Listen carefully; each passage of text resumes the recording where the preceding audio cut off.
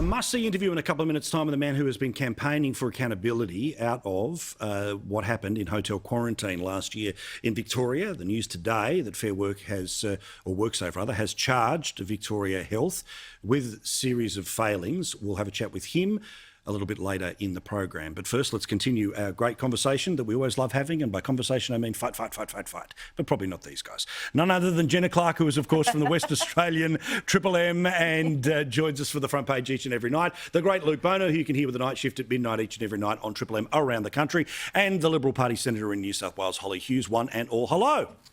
Good evening. Good morning. Hey, Hollie. Good morning, everyone. All right. Now, for me, it's good morning. Okay. Correct, no doubt. Now, your body clock is the only person whose body clock is probably about as ruined as yours is the one who works at the beginning and into the day. Jenna, well done. Right time of your life to do it. Now, gender issues have apparently been solved by some football in Australia. Now, okay. The A-League and the W League was the way you could tell the difference between professional men and women's soccer in Australia. But apparently that has now changed, where, out of gender neutral, they have now gone for A-League men and A-League women and A-League youth. If it still says the difference between men and women, Jenna, have they actually done anything here?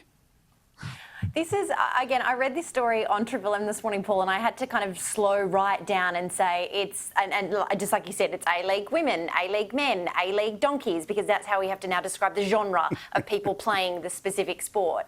And again, this is just the debate that we had in the cricket world just last week, where we now have to eradicate the word batsman, and it now has to be batter. It's a baseball game. Yep. And I just kind of, I add to this, look, I get it. The window dressing is very important because it's sentimental to some people and it's significant and it's symbolic and it can help encourage change. But again, unless we're having discussions around, gender pay parity for these athletes, specifically in the A-League or the soccer world, I don't really care for this. Like, just call it what it is. It's sport. And I think that's the beauty of it. Sport brings so many people together. Why do we have to add more division into it? Yeah, again, I understand every sport is trying to find a way to do this, but if the whole point is we're going to have gender-neutral language, well, then batter is the same across male and female versions of the sport. But if it's A-League brackets women, A-League brackets men, A-League brackets youth, isn't that all kind of what they were trying to avoid, Luke? Look, I can't see what the problem was in the first place. I'm all for change if it brings about a positive result, but we already knew what the A-League was, and we knew what the W League was. I just think there's a group. I just think that there's a group of people out there that wake up in the morning and they go, "My life's going okay.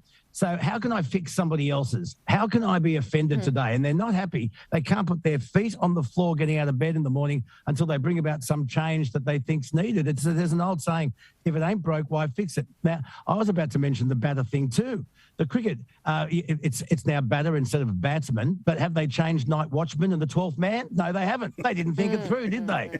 What about the netball team in Brisbane last week? The boys asked could they play in the competition. They said yes. No one said a word until they won the grand final. I mean, seriously. So, I mean, if it ain't broke, why fix it? I'm all for equality, but why do we have to go fixing things when they're already okay? Yeah, I mean, again, Hollie, hardly the biggest issues in the world here, but one of the great sporting events Australia will be hosting in 2023 is the FIFA Women's World Cup. This is going to be one of the best things that that's happened sporting-wise. It's right up there with an Olympic Games, and I don't have any problem with the obvious being said in the name. I don't see it as second class. I see it as a whole other competition worth celebrating. Pretty reasonable to use the descriptor, I think, unless we're all adopting the Lancet model of people with cervixes or whatever they refer to women as this week. But I think Jenna's point about pay equality is actually a really good one when it comes to sport, because we know that women's cricket, women's soccer have seen huge boosts in numbers of audience and spectators that have, pre-COVID, were able to go and watch it. Yet the women that were playing those sports were paid considerably less than the men that were being paid them. So if we're going to have gender equality, gender neutrality, whatever they're trying to achieve from this, then let's see if they're paying the women the same as they're paying the men. Yeah. Well, also, Part of pay is always about TV deals, audiences, all the rest of it there. So, again, wait, watch and see. But it's an argument, this argument a long time ago about tennis, but there was an intermingled competition that are there that means the money is the TV rights are exactly the same for the Australian Open, Wimbledon, and all the rest of it, right? Now, let's talk about Victoria Police today, because Victoria Police have decided to suspend an officer over this incident that happened at Flinders Street Station last week.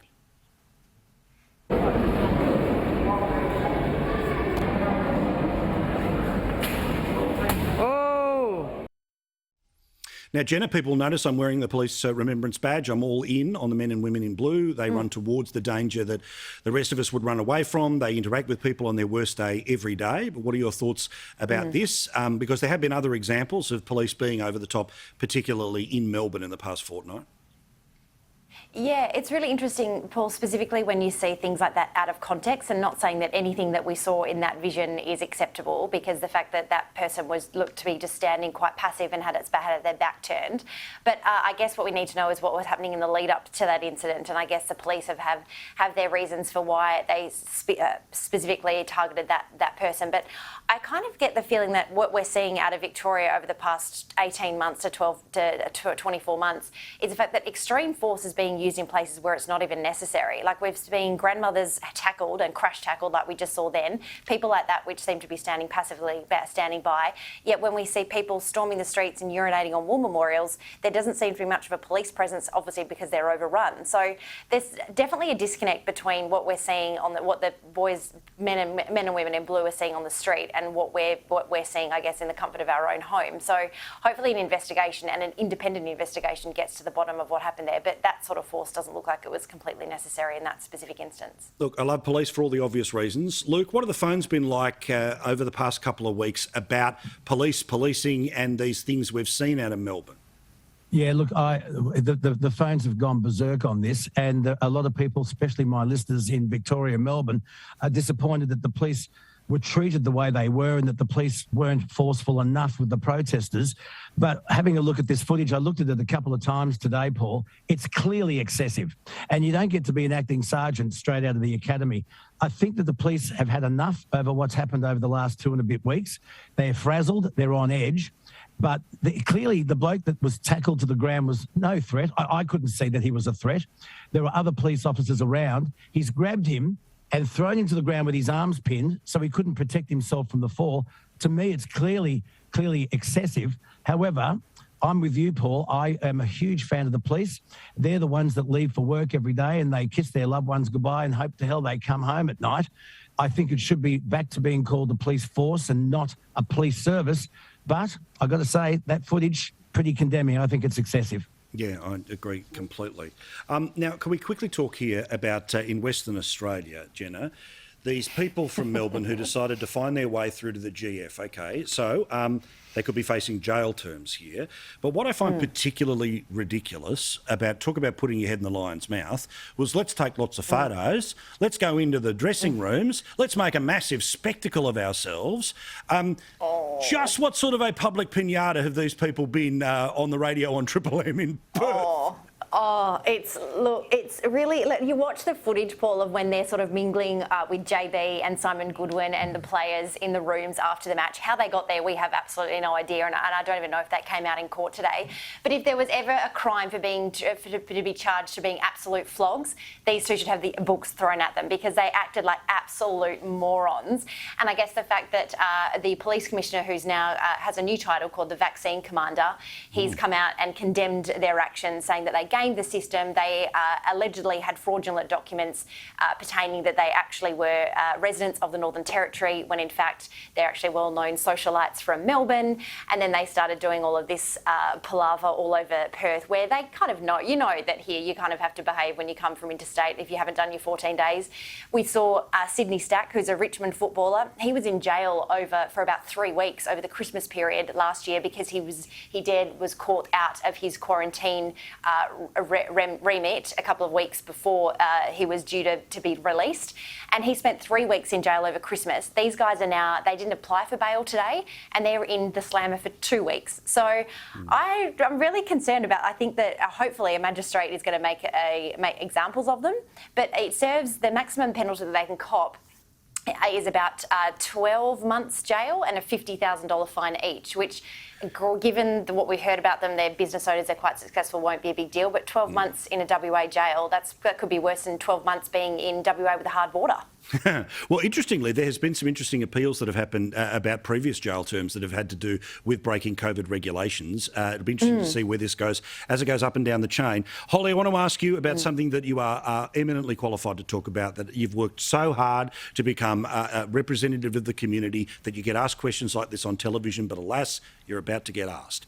Apparently, one of the things that we will never do again is put our kids on Santa's knee, because the plan is that when Santa returns to the shopping centre in 2021, the kids will not sit on Santa's knee because social distancing must be adhered to. Now, has the vax not made it to the North Pole? What is the apparent logic behind this? This kind of stuff, it's just got to stop at some point. I mean, my kids were with their dad last Christmas and he didn't get the Christmas photo, which is my first one ever that I don't have. So I was definitely going for 2021 Christmas photo this year. And I've now had a friend offer to dress up as Santa Claus just so that we can get one sitting on their lap, because... I don't know. But, I mean, we have to move beyond this. I mean, we're now getting to a point of vaccination rates. And again, this Santa opening up is only for New South Wales, Victoria and the ACT, because they're the only ones that have set out clear roadmaps along the vaccination and what's all going to be allowed to happen. So the shopping centres, et cetera, are only looking at those 3 jurisdictions. So it's a very, very strange time, and it is going to have to get to a point where life goes back to normal. I don't agree that we're going to have COVID normal. I think we're going to have normal life come back at some point. We all remember what it was. Our kids need to have the experiences that we want them to have, and embarrassing Santa photos are very much a part of that. Yeah, look, I'm just thinking, McGowan, he's going to have to somehow explain to the kids of Western Australia that Santa lives in Fremantle, Luke.